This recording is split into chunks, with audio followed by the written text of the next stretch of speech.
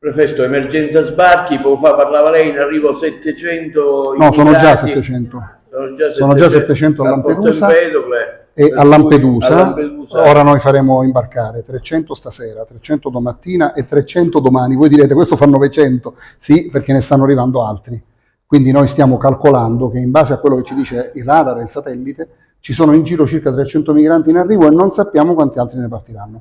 Quello a cui siamo di fronte e ciò a cui siamo di fronte è un periodo di giornate lunghe, molte giornate fino a lunedì intero, a quanto pare, di mare buono, e quindi dobbiamo prepararci, diciamo, a numeri sostenuti. Pronti all'emergenza? Assolutamente sì. Noi abbiamo aperto già il centro di Porto Empedocle, che come sapete lo apriamo e lo chiudiamo all'occorrenza. Non è un centro che sta sempre aperto. Come abbiamo promesso a suo tempo alla comunità locale, non è certamente un centro di accoglienza, si apre saltuariamente e si svuota in poche ore.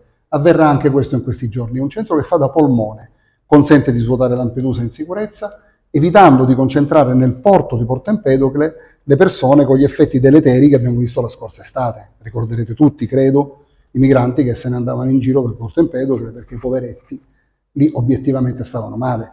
Io ricordo nettamente che col questore dell'epoca pure noi ci mettevamo sotto le pompe che tiravano fuori, che buttavano acqua sui migranti per dare un minimo di refrigerio, perché si era tutti allo stremo.